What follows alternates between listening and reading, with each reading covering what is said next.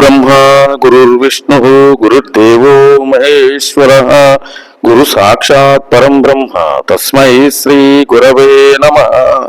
ఈరోజు మంగళగిరి ప్రధాన కేంద్రంలో 198వ యోగ శిక్షణ శిబిరం ముగింపు ఆనంద మహోత్సవం వైభవంగా జరిగింది. భక్తి శ్రద్ధలతో గురువుగారి ప్రవచనాన్ని ఆలకిస్తూ ఉన్న సాధకులు. ప్రియ ఆత్మబంధువులైన యోగాభ్యాస మిత్రులందరికీ నమస్సులు. మనం ఈ యోగ విద్యను అభ్యాసం చేయటం ద్వారా శారీరక ఆరోగ్యాన్ని, మనశ్శాంతిని, ఆత్మానందాన్ని పొందగలుగుతాం. అందుకనే యోగా ఇవ్వగలిగినటువంటి సంపూర్ణమైన మానవ శక్తిని మరి ఏ భౌతిక విద్యను కూడా ఇవ్వలేవు అని చెబుతారు. అయితే చాలా మందిని ప్రపంచంలో యోగా అంటే ఇది కేవలం ఒక భౌతికమైన వ్యాయామము అనేటటువంటి భ్రమలో ఉంటారు. కొన్ని రకాల ఆసనాలు వేసిన, ప్రాణాయామం చేసిన, లేదా ఎవరైనా స్థిరంగా శరీరాన్ని బిగబట్టి కూర్చున్నా అదే యోగము అని అనుకుంటూ ఉంటారు. కానీ యోగం అంటే గురుముఖతః యోగాన్ని అభ్యాసం చేసిన తర్వాత కానీ దాని యొక్క అనుభవం ఏమిటో మనకు తెలియదు. చాలా మందిని ఇలా అనుకుంటామనే ఉద్దేశంతో వేమన యోగి ఏమంటున్నారంటే, ముక్కు నొక్కిపట్టి ముక్తిని కోరుట యోగమందురు గదా ఉర్విజనులు. ముక్కు నొక్కిపట్టి ముక్తిని కోరుట యోగమందురు గదా ఉర్విజనులు. ముక్కు పట్టుకున్న ముక్తే గల్గుణ విశ్వదాభిరామ వినురవేమ. ముక్కు మూసుకుని కూర్చుంటే ముక్తి లభిస్తుందా, ఇదే యోగమా అని ఆయన ప్రశ్నించారు. ఎందుకనంటే పతంజలి మహర్షి యోగ చిత్త వృత్తి నిరోధ అని సూత్రీకరించారు. అంటే యోగాభ్యాసం అనేది కేవలం భౌతికంగా చేసే ఆసన ప్రాణాయామాలు మాత్రమే కాదు, ఇది శరీరాన్ని, మనస్సును, ఆత్మను కూడా చైతన్యపరిచేటటువంటి ఒక సమగ్రమైన విద్య అని ఆ మహానుభావుడు తెలియజేశాడు.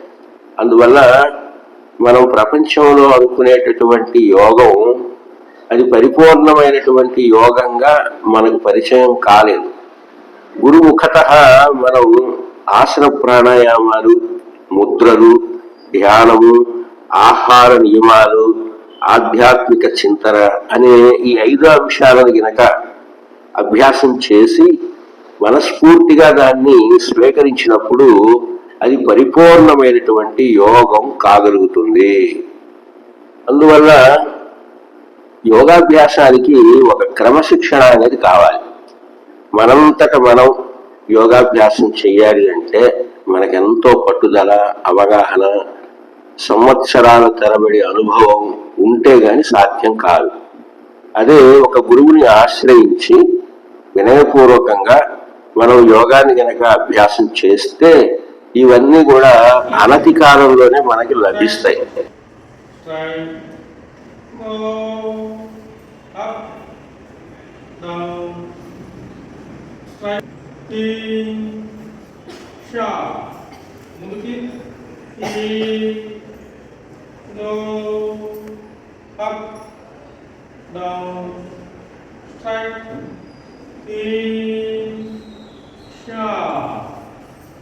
ఇది ప్రాథమిక సాధన అండి. ఆసనాలు చేయడానికి ముందు ఇది చేసుకోవడం వలన రాత్రంతా విశ్రాంతి తీసుకున్నటువంటి బిగుసుకుపోయినటువంటి కండరాలన్నీ కూడా కదలకు వస్తాయి. నర్వస్ సిస్టము యాక్టివేట్ అవుతుంది. అలాగే ముక్కు రంధ్రాల్లో ఉన్నటువంటి ఆటంకం తొలగిపోయి యోగాసనాలు చేయడానికి అనుకూలమైనటువంటి స్థితి శరీరంలో ఏర్పడుతుంది. ఇప్పుడు పాదహస్తాసనము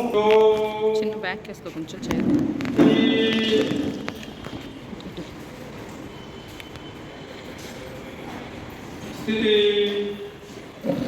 ఈ విధంగా పాదాలతో సమానంగా హస్తాలను నెలకు పొట్ట మెత్తబడి గ్యాస్ ట్రబుల్ తగ్గుతుంది, పొట్ట తగ్గుతుంది, నడుము నొప్పి తగ్గుతుంది, కొడకండరాలు రాకపోయేటువంటి సమస్య. త్రికోణాసనం, త్రికోణాసనం.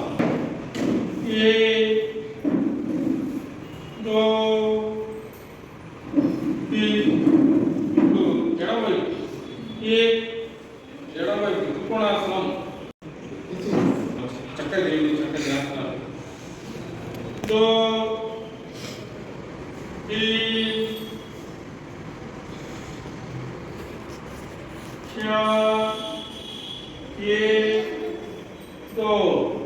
ఇప్పుడు విలోమ త్రికోణాసనం.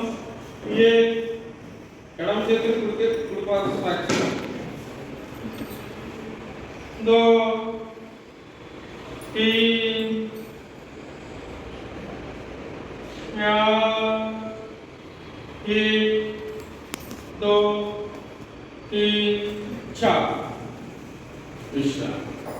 సిద్ధం.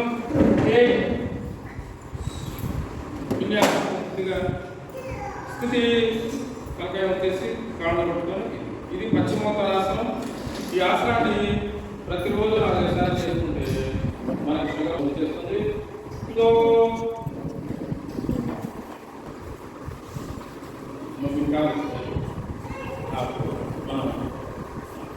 చూసుకోండి.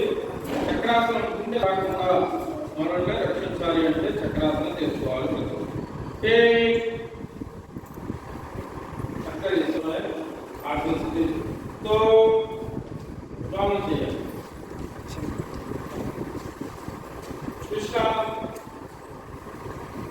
ఒకసారి పశ్చిమోత్తరాసనం సాధన చేసి వజ్రాసనం కూర్చోండి. జనరల్ అరడేపుకు వస్తూ కడుపులో నొప్పి మంటల్లో ఇబ్బంది పడుతూ ఉంటారు. హాయిగా మనం తీసుకున్నటువంటి ఆహారం పూర్ణం అయిపోవాలి అంటే భోజనం అనంతరం ఒక 5 నిమిషాలు ఈ ఆసనంలో, దీన్ని నమాజ్ ఆసనం అని కూడా అంటారు. ముస్లిం సోదరులు ప్రతిరోజు 5 సార్లు ఈ ఆసనం కరోనా ఎనీ వైరస్ మనల్ని ఇబ్బంది పెట్టకుండా ఉండాలి అంటే భుజంగము అంటే పాము ఆకృతిలో మన శరీరం వస్తుంది. చూడండి. Left right left right straight. ఆసనం చేస్తే నడువులకు తగ్గిపోతుంది. మహిళలకి ఋతుక్రమ దోషాలు ఏమైనా ఉంటే తొలగిపోతుంది. ఇప్పుడు శాస్త్రీయమైన కొత్త వజ్రాసనం చేయండి.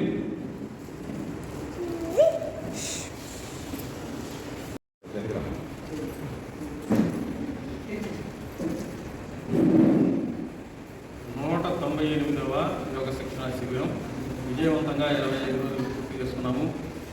11 మంది ఈరోజు రావడం జరిగింది. చేరింది 14 మంది. చాలా విశేషం.